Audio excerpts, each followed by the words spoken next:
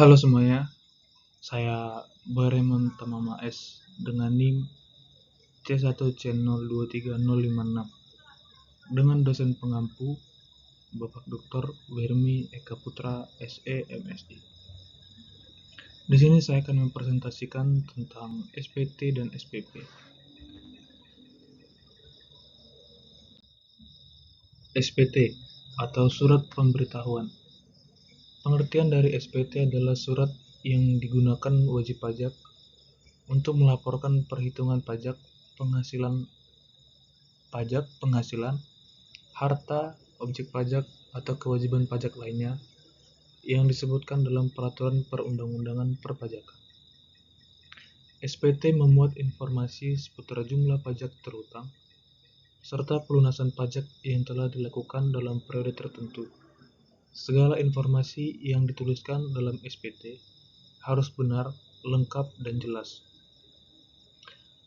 SPT masa digunakan untuk melaporkan pajak dalam kurun waktu tertentu atau bulanan.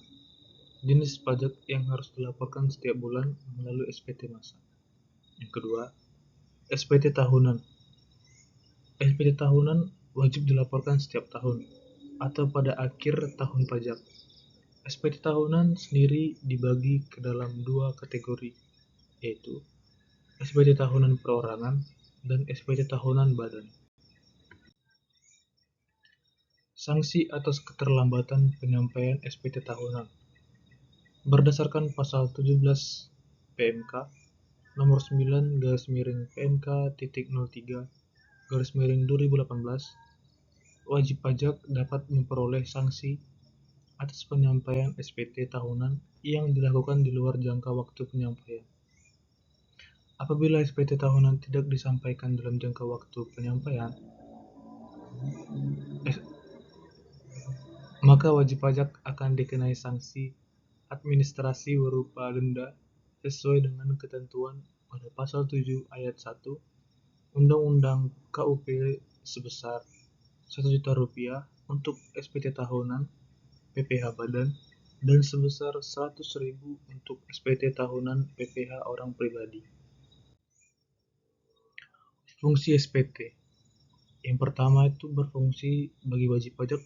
Fungsi SPT adalah sebagai pelaporan atas pelunasan pajak yang dilakukannya. Yang kedua, bagi pengusaha kena pajak, SPT adalah pelaporan pajak terutang yang digunakan sebagai pelaporan atas pengkreditan pajak masukan terhadap pajak keluaran.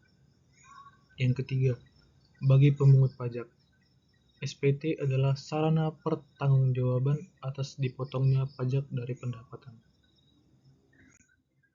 Surat Setoran Pajak atau SSP merupakan bukti pembayaran atau penyetoran pajak yang sudah dilakukan oleh wajib pajak dengan menggunakan formulir atau dengan cara lain ke kas negara. Penyampaian SSP ini dapat melalui tempat pembayaran seperti pos, bank BUMN atau BUBD, dan lainnya. Wajib pajak harus terlebih dahulu membuat SPP dan membawa SPP tersebut ke bank atau kantor pos sebelum membayar pajak. Adapun SSP akan dianggap sah jika sudah disahkan oleh pejabat kantor penerima pembayaran atau jika telah divalidasi pembayarannya oleh pihak berwenang. Jenis-jenis SSP. Yang pertama itu ada SSP standar.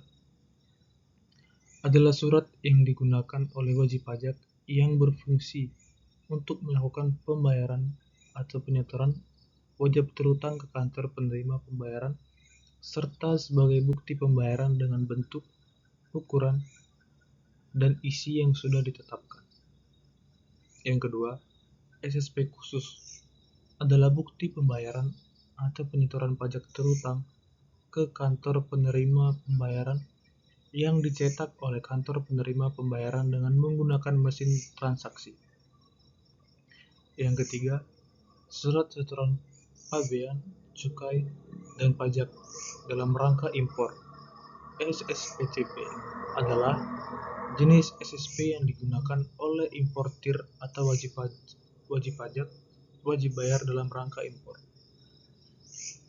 Yang keempat, surat setoran cukai atas barang kena cukai dan PPN. Hasil tembakau buatan dalam negeri adalah jenis SSP yang digunakan oleh pengusaha untuk cukai atas barang kena cukai dan PPN hasil tembakau buatan dalam negeri. Fungsi dokumen SSP dan jenis surat setoran pajak. Dokumen SSP berperan sangat penting dalam pembayaran atau penyetoran pajak. Oleh karena itu, SSP berfungsi sebagai sebuah bukti pembayaran pajak apabila telah disahkan oleh pejabat kantor penerimaan pembayaran yang berwenang, atau apabila telah mendapatkan validasi dari pihak lain yang berwenang. Jenis SSP yang pertama itu surat setoran pajak, lalu surat setoran pabean, cukai, dan pajak dalam rangka impor. Yang ketiga, surat setoran pajak khusus, dan yang terakhir adalah surat setoran cukai atas barang kena cukai dan PPN hasil tembakau buatan dalam negeri. Sekian presentasi dari saya. Di akhir kata saya ucapkan terima kasih.